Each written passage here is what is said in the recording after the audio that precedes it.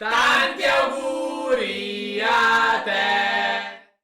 Che emozione, mi fate imbarazzare tutte le volte. Comunque ragazzi, grazie, sono molto contenta che siate presenti alla mia festa. Stare insieme è proprio un bel regalo di compleanno. È un vero piacere. Senza poi considerare che non abbiamo neanche dovuto muoverci, siamo a casa nostra. Sei sempre il solito pigrone.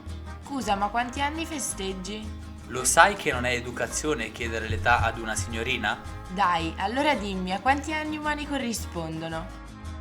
Sai, questa è una domanda che i nostri proprietari si fanno molto frequentemente, ma spesso si scontrano contro i luoghi comuni che sono consolidati nella loro ideologia popolare. Ah sì? Intanto passami un dolcetto che ti ascolto mentre mangio. Per calcolare la nostra età, gli umani generalmente pensano che basti moltiplicare per 7 ogni nostro anno di vita, ma in realtà non è così. Le radici di questo pensiero risalgono a quando ancora non c'era una grande cultura canina ed i bipedi si affidavano soprattutto alle statistiche. Infatti erano abituati a calcolare la nostra età considerando un loro anno al pari di 7 nostri, basandosi su quella che era allora la durata media di vita, ovvero 10 anni per il cane e 70 per l'uomo. Oggi fortunatamente quest'arco temporale è aumentato. Meno male, da quanto mi stavo preoccupando mi sembrava già di vedere una luce. Forse però è stato un calo improvviso di zuccheri. Per favore, un altro biscottino, grazie. Anche a me! Mangia piano e a bocca chiusa! Comunque hai ragione, il fatto che conoscano i nostri anni è un'informazione essenziale per far sì che comprendano le nostre fasi di vita, capendo quali siano le nostre esigenze. Inoltre è utile per trarre considerazioni riguardo il nostro stato di salute, poiché è importante scegliere l'alimentazione adatta a soddisfare le nostre necessità.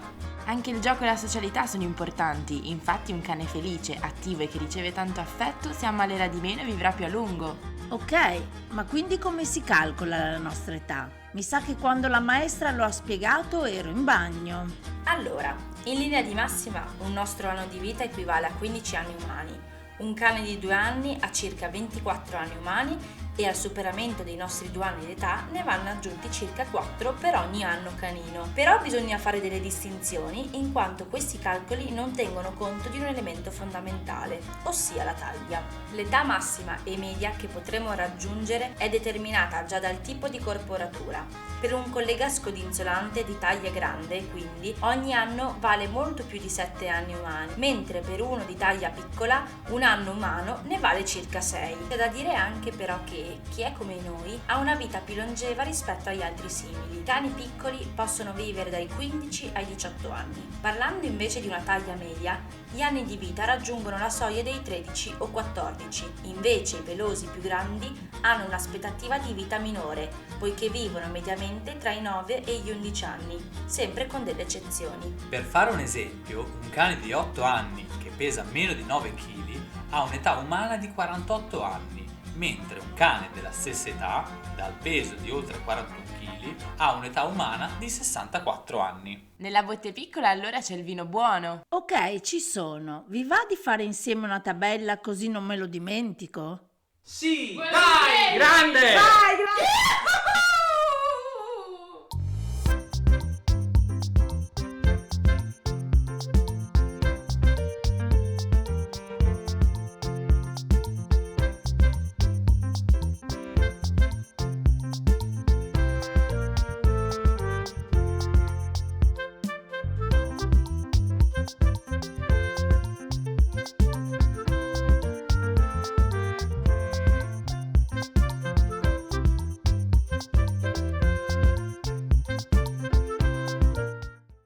Bella, sono felice! È bene sapere però che non tutti i cani invecchiano allo stesso modo. Fortunatamente esistono altri indicatori fisici utili per stimare la nostra età come i denti, il manto e gli occhi.